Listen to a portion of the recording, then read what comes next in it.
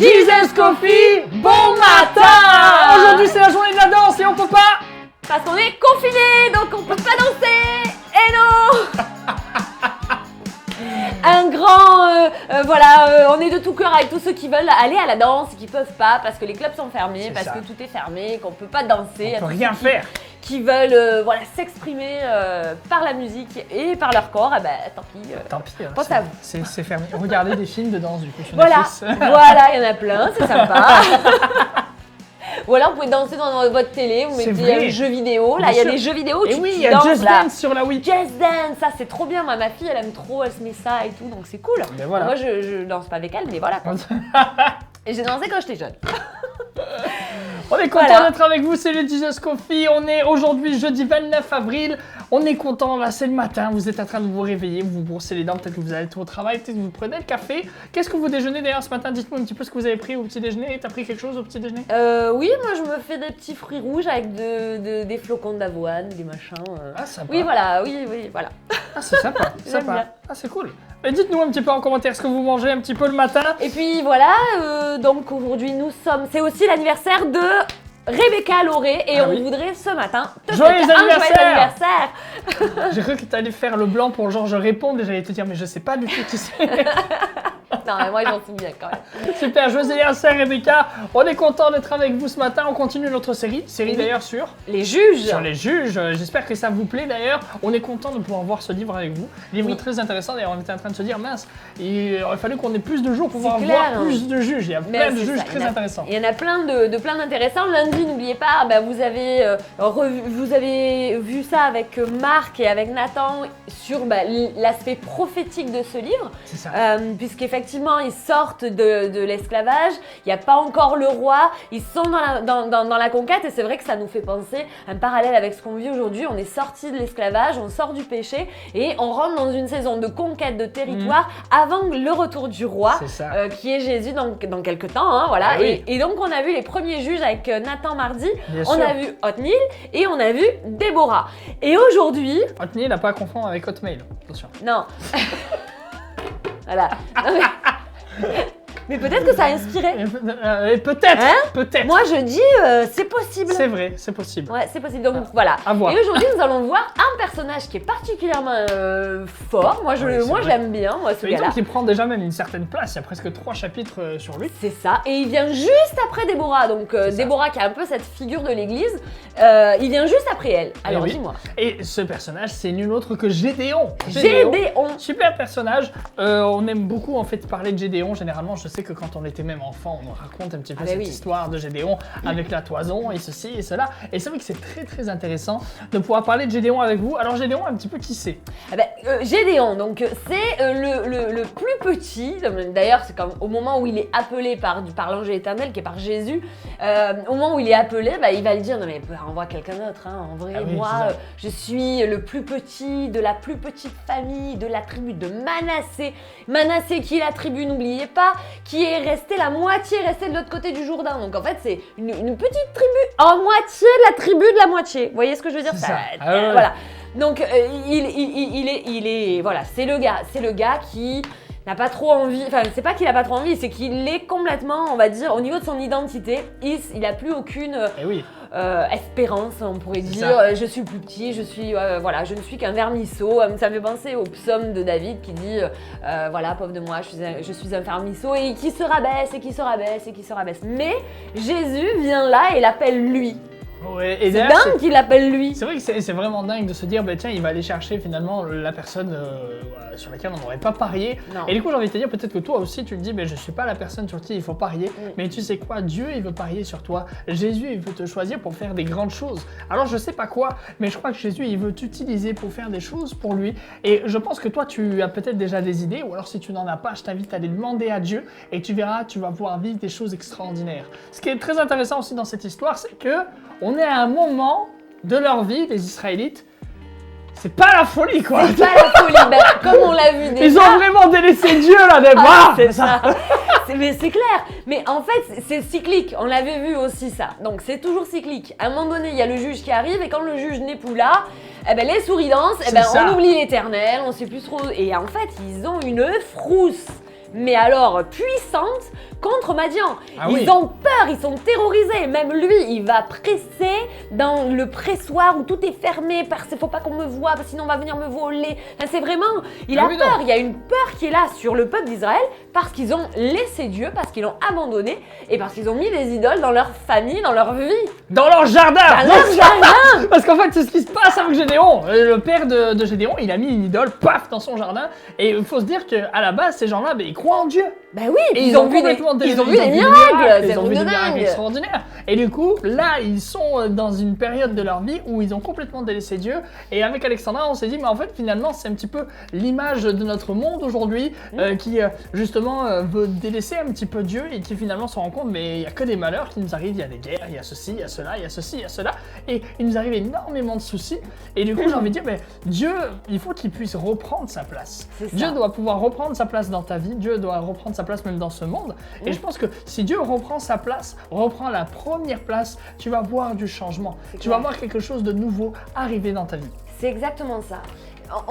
Souvent, on est là et on se pose la question pourquoi y a tant de guerres, pourquoi la famille ça va pas. Et alors l'État essaye de mettre, on va mettre des accompagnements pour les familles qui vont pas bien, on va mettre des personnes qui vont s'occuper des personnes âgées. Mais à la base, si vraiment on écoute Dieu, comment il veut qu'on s'occupe de notre famille, tout ça. Oui. Je veux dire, c'est vraiment on reste dans ses plans. Mais tout ça, il y a pas parce que les enfants prendront soin des parents, parce que donc il y aura pas besoin de maison de retraite, et puis parce que l'église est au centre, ça on est une famille. Enfin, c'est vraiment, pour moi, il y a quelque chose qu'à un moment donné, on a voulu faire sortir Dieu de notre vie. Et après, des fois, on est là, oui, non, mais s'il y avait un Dieu. Oui, non, mais s'il y avait un Dieu, ce serait pas comme ça, en fait. Bien sûr. Donc, il y a un Dieu qui est là et tout serait différent. Je dis pas que les maladies ne seraient pas là. Bien évidemment, on n'est pas fous. On est sur Terre, donc forcément, avec toute la pollution, le péché, et puis tout ce qu'il y a qui viennent toucher notre corps, surtout la pollution, avec tout ce qu'on mange, etc. Je fais pas d'écologie, mais c'est vrai. On est à un moment donné... Notre vie a été affectée par des choix qui ont été faits par des hommes qui à un moment donné n'ont plus voulu de Dieu et aujourd'hui on se retrouve à en subir les conséquences. Mais nous avons l'espérance qu'aujourd'hui, en Jésus, on peut avoir la guérison, on peut avoir un travail si on n'a pas de travail, peut avoir une direction si à un moment donné on est perdu. Il est celui qui vient donner de l'espérance. Exactement. Et Jésus, et c'est ce Jésus-là qui est venu appeler Gédéon, et il lui a dit « Tu vas être l'espérance pour le peuple qui est en train de mourir, qui est en train de se perdre et qui est en train de mélanger. Ils me connaissent et en même temps ils m'oublient et ils mélangent et ils mettent des idoles dans leur jardin. Et c'est un petit peu ça. Et aujourd'hui, si tu es dans le compromis, si peut-être tu as fait des choix et tu te dis mais est-ce que c'est vraiment un choix de Dieu? Alors je t'invite ce matin à te repentir, à te dire et à tourner vers Dieu tes regards et de dire non mais c'est toi que je choisis parce que tu as la meilleure part. Exactement, tu as la meilleure part et puis même j'ai envie de te dire peut-être toi qui est chrétien déjà depuis longue date, j'ai envie de te dire tu peux faire aussi la différence comme Gédéon. Gédéon a fait la différence dans son peuple, dans sa famille. Il est venu et finalement il a détruit cet autel et on a des personnes de sa famille qui n'étaient pas contentes et qui étaient vraiment en colère. Mais en fait il voulait le tuer complètement. Mais oui, parce qu'il avait cassé l'idole. Parce qu'il avait cassé l'idole. Du jardin de son père. Et du coup j'ai envie de te dire toi tu peux faire la différence aussi. Tu peux amener en fait cette lumière, tu peux amener finalement cette personne de Jésus dans ce monde où peut-être tout est noir autour de toi. J'ai envie de te dire toi tu peux faire la différence et je crois que c'est possible pour toi. C'est ça. Et du coup, comme il avait cassé, on l'a appelé Yéroubal. Et c'est un surnom, on lui a donné ce surnom-là, parce qu'en fait, son père l'a défendu. Il lui a dit, il est allé voir le reste de sa famille et les habitants de la ville, et ils lui ont dit, non mais attendez, c'est un dieu, il peut très bien se défendre tout seul, il n'a pas besoin de vous. Et donc, du coup, le peuple a appelé que Baal se défende. Et après ça, il y a eu des choses qui se sont passées, notamment la guerre contre Madian. Exactement. Ah, moi j'aime bien là. Très très intéressant parce que intéressant. Du coup, Gédéon, comme on a pu voir au tout début, c'est quelqu'un qui est pas très sûr de lui. Non. Quand Dieu l'appelle, il dit non mais pour choisir quelqu'un d'autre, je suis le plus petit de sa demi. Et du coup là, il dit on va faire un test. Mais c'est dingue parce que on va prendre un tapis. Ouais. On va prendre un tapis et si le tapis il est mouillé et que le sol est sec, c'est bon. C'est bon. Et du coup Dieu répond. Ouais. Et il est pas sûr. il est quand même pas sûr. Il est quand même pas sûr. Il dit Seigneur, viens, on recommence. Et on fait l'inverse. Cette fois-ci, le tapis il est sec et le sol est mouillé. Et Dieu répond encore à nouveau. Je trouve que ça, c'est merveilleux. Ouais. Après, ça, alors, moi, je suis mitigée par rapport à ça. Parce que, effectivement, il a répondu et c'est pour moi un super signe. Ça lui a donné, ça a encouragé Gédéon à continuer cette démarche-là. Mais moi, je dis, j'ai vu souvent dans des églises qu'en fait, tout était sur signe. La moindre décision, c'est en mettre une toison. Je veux juste dire à mes amis chrétiens que ça sert à rien d'en mettre des pleins des toisons, pour la bonne et simple raison qu'il y a eu que Gédéon qui en a mis, ou alors peut-être un deuxième, et encore je sais plus qui, mais en règle générale, quand on entend la voix de Dieu, quand on cherche sa volonté, des fois Dieu va pas répondre à nos toisons, à nous. Il va parler tantôt d'une manière, tantôt d'une autre, et à nous d'être réceptifs. À nous d'être réceptifs, parce que la parole dit je pars d'une manière tantôt d'une autre et on n'y prend pas garde.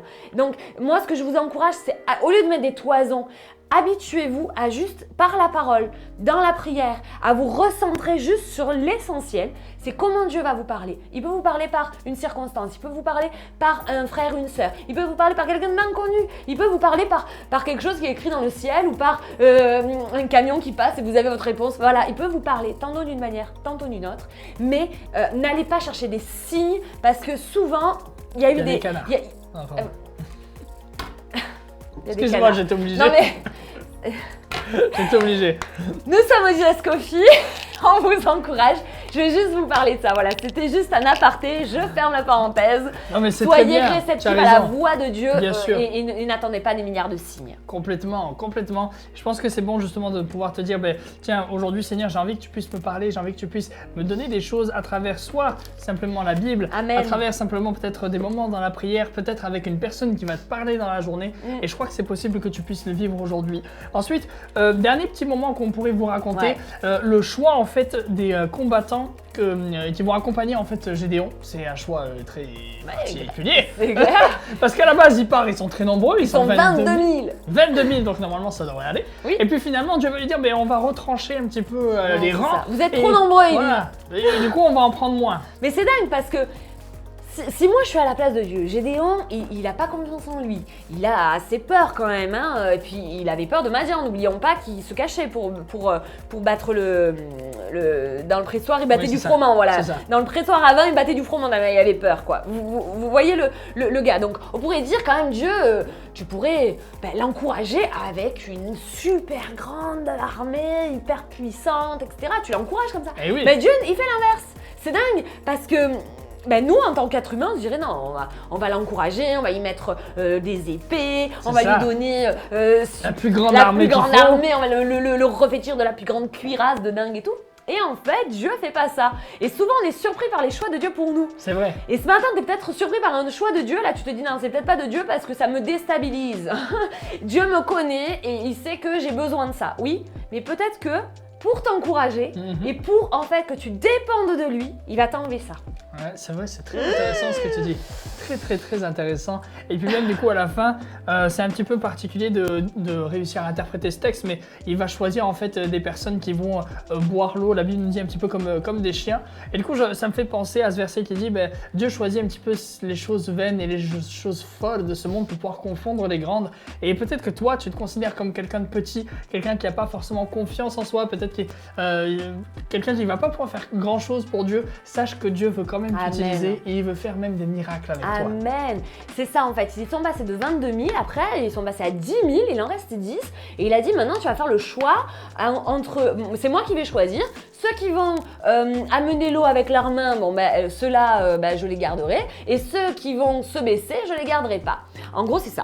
Et du coup, il y en a 9700 qui sont baissés pour boire l'eau et 300 qui ont pris l'eau comme ça.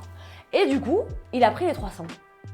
C'est fou, hein? Non mais c'est fou, parce que moi je me dis, mais quand même, ça fait beaucoup. Ils auraient pu faire 50-50, genre 5000 5000 ou 4000 6000, tu vois. Non, 9007 et 300. Et Dieu a dit, je veux les 300. Ah non, c'est très très intéressant. Je pense qu'il est bon qu'on puisse prier avec toi ce matin, que le Seigneur puisse t'encourager justement à travers Gédéon. On vous invite à le lire, c'est pas très long, c'est 3 chapitres. 3 chapitres très intéressants. Ah oui, tu vas pouvoir apprendre des choses pour toi, tu vas pouvoir Ben te sentir encouragé. Amen. Et je crois que c'est bon pour toi ce matin. Amen. Parce que moi, je sais pas, mais la fin de cette histoire, c'est qu'ils vont gagner. Ils vont avoir la victoire. Ils vont tout simplement avoir la victoire avec des cruches et pas avec des épées, avec des flambeaux et pas avec des chars et compagnie. Ils n'ont pas pris tout ça. Ils ont pris de la lumière, ils ont pris une cruche, ils ont pris une trompette et ils y sont allés. Et ils ont gagné. Et ça, c'est dingue. C'est-à-dire que la victoire, elle n'est pas comme toi, tu as dans ta stratégie à toi, mais comme Dieu veut. Et si tu suis juste le plan que Dieu te donne, qui est peut-être fou, aux yeux, au regard des gens, ben peut-être, et c'est même sûr, si tu es dans les plans de Dieu, tu auras la victoire. Mais oui, et ce matin, c'est vraiment un encouragement pour toi. Qui que tu sois peut-être le plus petit de la plus petite famille, le dernier, celui qui a rien, celui qui n'a pas d'études, t'as pas fait d'études, t'as peut-être même péché, t'es peut-être loin de tout. Et finalement, Dieu t'a choisi à toi. Et bien, ce matin, on va prier pour toi et on va dire, et tu vas dire, Seigneur, je vais me lever, je vais y aller, comme Gédéon, avec ce que j'ai, qui je suis, et tu vas être ma force. C'est ça. On va prendre un temps pour pouvoir prier avec toi. On aimerait que tu puisses te sentir encouragé, que tu puisses commencer cette journée avec justement cette force pour pouvoir aller plus loin. Seigneur, je veux te prier pour toutes ces personnes qui sont là derrière leur écran et que vraiment, Seigneur, qu'ils puissent se sentir relevés. Peut-être qu'ils sont abattus, peut-être qu'ils se voient comme étant tout petits, mais Seigneur, que toi, tu puisses leur dire, je vois quelque chose de grand en toi et je veux t'utiliser pour pouvoir faire des choses immenses. Je veux t'utiliser pour pouvoir faire des miracles. Alors, au nom de Jésus, Seigneur, tu touches toutes ces personnes qui sont là. Et Seigneur aussi, j'en profite aussi pour que tu puisses aider aussi ceux qui peuvent faire la différence, ceux qui peuvent amener justement ta lumière là où il y a les ténèbres. Au nom de Jésus, tu les encourages. Amen. Amen. Et Amen. Wow. C'est bon ça. Moi, j'aime vraiment ce livre des juges. Hein. Ah ouais, le il livre des redonne juges, envie c'est de top. le lire, vraiment. C'est vrai, non, c'est super bien. C'est un peu sanglant. C'était la guerre avant. C'est ça, un peu sanglant, un peu cru, mais sinon franchement c'est top. Ouais, on se bat plus de la même manière, n'oubliez pas. Bien sûr, exactement. Et d'ailleurs, on continue justement, on va pouvoir prendre la victoire et ce matin tu vas pouvoir prendre même des bénédictions pour toi parce que c'est... le béniscope. Alors... pour les femmes, 2 Chroniques 20-15, ainsi vous parle l'Éternel, ne craignez point et ne vous effrayez point devant cette multitude nombreuse, car ce ne sera pas vous qui combattrez, ce sera Dieu. C'est dans un contexte où il y a un roi, Josaphat, qui est là et ils ont la victoire par la louange. Alors ce matin, tu es une femme et la louange va faire une percée spirituelle dans les ténèbres, alors prie et loue Dieu ce matin. Amen. Pour les hommes, Romains chapitre 8 verset 37, mais dans toutes ces choses, nous sommes plus que vainqueurs par celui qui nous a aimés. Tu es un Dieu qui t'a aimé, qui a envoyé son Fils et tu es vainqueur justement grâce à cet amour qu'il t'a manifesté en mourant sur la croix. Et j'ai envie de te dire, ça va pouvoir te donner la victoire. Amen. Pour les couples, Romains 8, 31, si Dieu est pour nous, qui sera contre nous? Alors ce matin, tu prends ta femme, tu prends ton époux et vous priez et vous le déclarez, si Dieu est pour nous et Dieu est pour toi, n'oublie pas, hein, qui sera contre toi? Exactement. Pour les jeunes, 1 Jean chapitre 5 verset 4, parce que tout ce qui est né de Dieu triomphe du monde et la victoire qui triomphe du monde, c'est notre foi. Ta foi peut faire des choses tellement puissantes, tu peux déplacer les montagnes, tu peux faire des choses extraordinaires avec ta foi, alors je t'invite à vivre des choses avec ta foi. Amen. Pour les célibataires, Jérémie 20, 11, mais l'Éternel est avec moi comme un héros puissant. Peut-être que tu te sens seul ce matin, mais le Seigneur te dit, je suis là, je suis ton ami, je suis ton confident et je veille sur toi et je pourvoirai autant convenable. Et on finit avec nos amis les seigneurs dans Jean chapitre 16 verset 33. Je vous ai dit ces choses afin que vous ayez la paix en moi. Vous aurez des tribulations dans le monde, mais prenez courage, car j'ai vaincu le monde. Tu vas pouvoir vaincre le monde avec Amen. celui qui a déjà vaincu le monde. Tu n'as pas à avoir peur. Amen. Merci Seigneur pour le béniscope, c'était bon Oui, ça. c'était bon. Oh là là. Ça nous bénit, ça nous encourage dès le matin. On C'est est vrai. bénis par cette émission. Donc marquez vos commentaires, n'oubliez pas, mettez vos requêtes de prière. Si vous avez des besoins spécifiques, des questions, n'hésitez pas, on vous répondra, on prendra du temps pour répondre à chacun. Bien sûr, et je t'invite aussi à t'abonner pour pouvoir justement recevoir encore d'autres vidéos. Même clique sur la petite cloche pour pouvoir recevoir des Des notifications. notifications. Et surtout partagez aussi, parce que c'est Oui, vrai c'est que vrai. si vous êtes bénis, n'hésitez pas à partager, parce que on veut bénir le maximum de personnes ici, en PACA, ou dans la France, ou en francophonie en tout cas. Ouais, voilà, c'est ça.